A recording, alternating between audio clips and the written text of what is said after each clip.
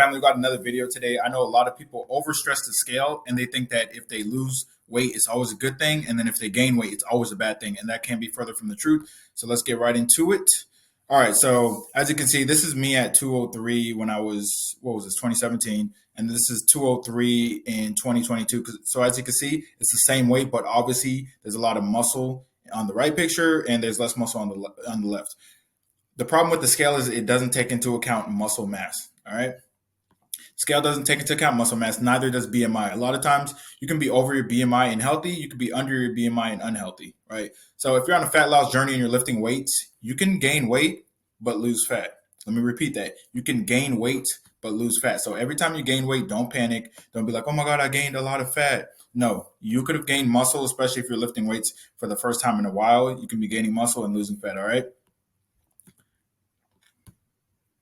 All right, so losing fat versus losing weight. All right, there's a difference between losing fat and losing weight. A lot of people don't know this. Many people want to lose fat and tone, but they think that if they gain any weight, that it's always fat. But a lot of times, as they're lifting weights and they're trying to tone, they're gaining muscle, which makes the scale go up, right?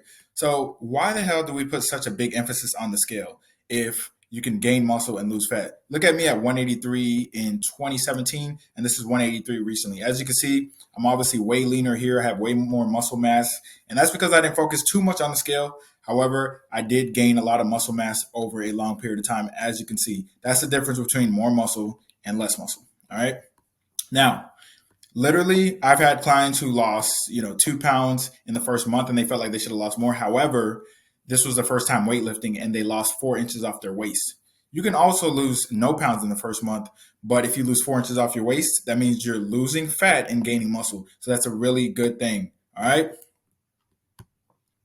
Now, examples of clients who lost fat and gained muscle. So this is an example back to when I used to train in person at 24 Hour Fitness. So I had a client, he was a doctor, and I remember his wife came in and she was like, "You need to get him in shape. I'm tired of his dad bod of his beer belly." Right.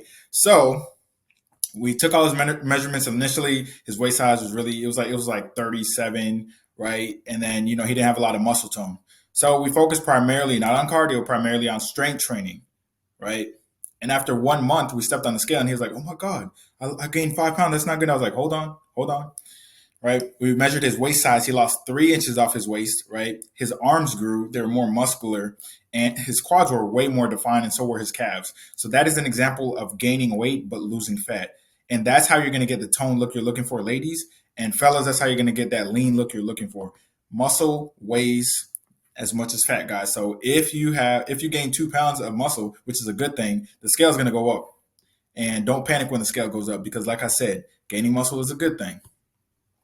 All right, how to know you're losing fat, right? Because you can be losing weight and you can be like, "Oh my God, I'm doing great, I'm losing weight." Like a lot of people on Ozempic, but they're really losing a lot of muscle, right? So first of all, you don't want to be losing more than like 1 to 2% of your body weight per week. Like if you're losing 10 pounds per week for like 6 weeks straight, you're definitely losing a lot of muscle. All right. Now, ways to know that you're losing fat is your waist size will be going down, right? That's why it's important to measure your waist weekly. Your clothes will fit differently, obviously looser. I've had a lot of clients where their scrubs don't fit as tight and then they have to get new clothes, which is a good thing because, that means they're losing a lot of fat, losing a lot of inches. Sometimes you'll lose some waist size, but you'll also lose upper back fat. You'll lose some, upper mid back fat as well, some thigh fat. You'll also have more energy. And focus on the habits because the habits are what lead to the long-term fat loss, right? A lot of times we focus on the end destination instead of everything during the journey. And when you focus on everything during the journey, the end destination is inevitable. So if you're losing inches off your waist, you have more energy, your clothes fit looser, you have less joint pain, then you're literally winning. Like, fuck what the scale says. Literally, guys, you're literally winning if you have all those things going for you. Now, what causes weight fluctuations? So first of all, this is not everything that causes weight fluctuations. There is so many things that cause weight fluctuations, which is why you don't need to overstress actual weight fluctuations. Like it happens all the time. Like even during my fat loss journey, my weight will go up and down, right? But what I do is I average out each week. So if I weigh myself every single day, right, and at the end of the week, it averages out to about 1.5 pounds lost, and that's what I'm going to go with, right? Even if I went up 3 pounds one day, down 3 pounds another day, you know what I mean? So you got to make sure that you're not panicking if the scale slightly goes up. So listen, you can literally do everything right, and the scale could still go up, like I said, due to fluctuation. So if you're on your menstrual, ladies, you could literally gain anywhere from 3 to 9 pounds. So I don't have my clients get on the scale during the menstrual just because obviously they're gonna be overstressing, like, oh my gosh, it's not working, but it's just because they're on their cycle.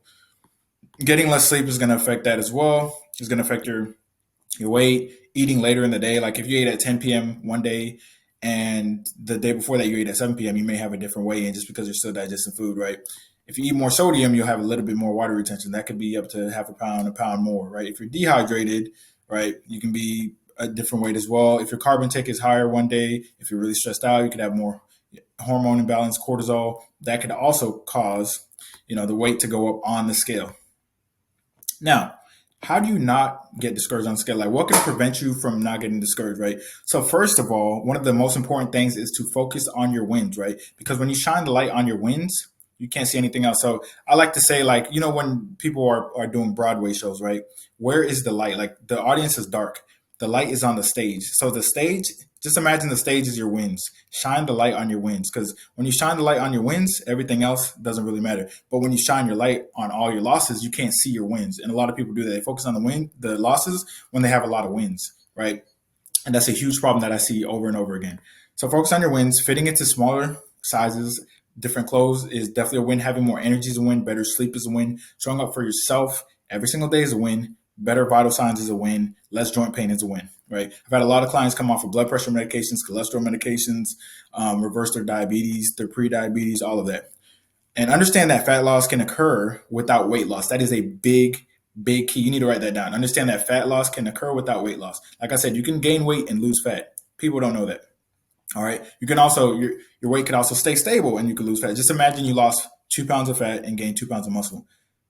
2 minus 2 is obviously 0. So the scale won't show anything, but your clothes will fit differently and you'll feel better. That is progress. Understand that this is a process and a journey, of course, right? You didn't gain the fat overnight.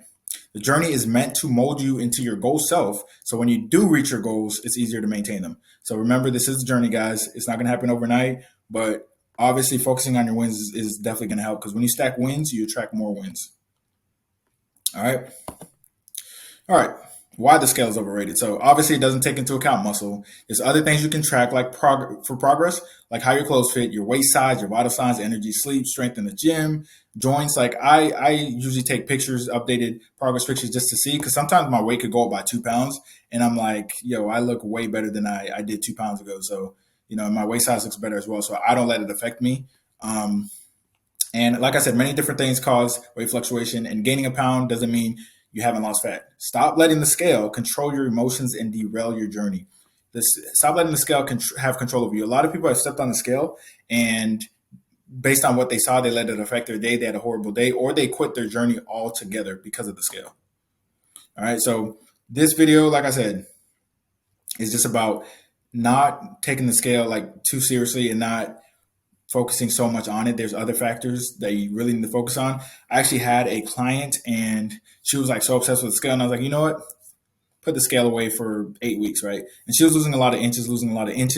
And then she finally stepped on it like 8 weeks later and she was down, 20 pounds. But if she was stepping on it every day, she would constantly get discouraged because of the fluctuations. And then, she wouldn't even continue on her journey. All right. So I hope you guys like this video. Like, comment, subscribe for more. Have a blessed day.